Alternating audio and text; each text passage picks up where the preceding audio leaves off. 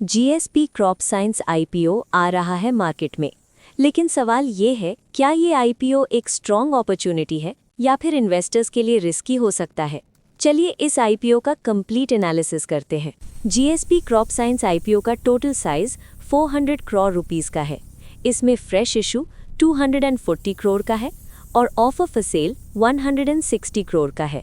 IPO 16 मार्च को open होगा और 18 मार्च को क्लोज होगा। अलॉटमेंट 20 मार्च को एक्सपेक्टेड है और लिस्टिंग 24 मार्च को हो सकती है।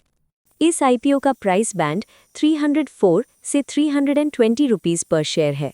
रिटेल इन्वेस्टर्स के लिए लॉट साइज 46 शेयर्स का है। अपर प्राइस पर मिनिमम इन्वेस्टमेंट 14,720 रुपीस होगा।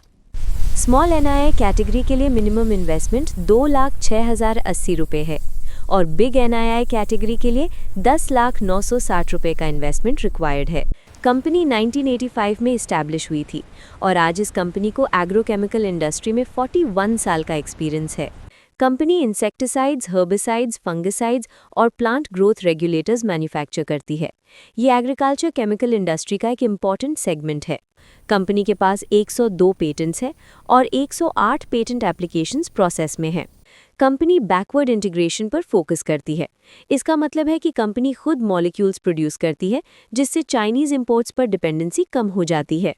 कंपनी के पास 5 मैन्युफैक्चरिंग फैसिलिटीज़ हैं, जो ओधव, कठवाड़ा, नंदेसरी, सांबा और साइखा में लोकेटेड हैं। इंडियन एग्रोकेमिकल मार्केट का साइज 366 बिलियन रुपीस तक पहुंच चुका है।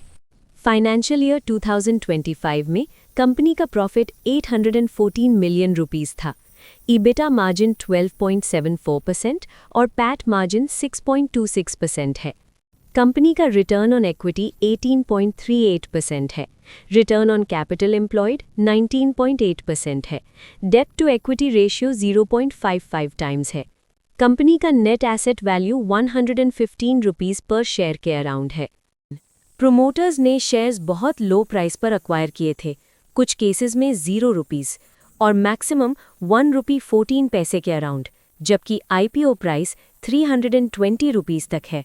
कंपनी के चेयरमैन और मैनेजिंग डायरेक्टर भावेश व्रजमोहन शाह हैं। प्रोस्पेक्टस के अकॉर्डिंग कुछ प्रोमोटर्स जैसे विलास बेन शाह और Falguni Shah actively business operations में इन्वॉल्व्ड नहीं है। फ्रेश इशू का major portion 170 crore rupees company के बोरोइंग्स रीपे करने में यूज होगा। कंपनी फ्यूचर में यूरुग्वे में ऑपरेशंस एक्सपैंड करने का प्लान कर रही है।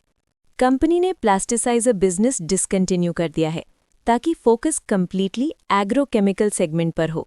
आईपीओ में 120 करोड़ रुपीस का एंकर इन्वेस्टमेंट आ चुका है, जिसमें Craft Emerging Market Fund, Citadel Market Fund, Elite Capital Fund और शाइन स्टार बिल्ड कैप जैसे इन्वेस्टर्स शामिल हैं। आईपीओ का valuation approximately 15 times PE ratio पर है। ओवरऑल कंपनी ग्रोइंग इंडस्ट्री में ऑपरेट करती है, लेकिन इन्वेस्टमेंट डिसीजन लेने से पहले कंपनी की वैल्यूएशन और रिस्क्स को समझना ज़रूरी है।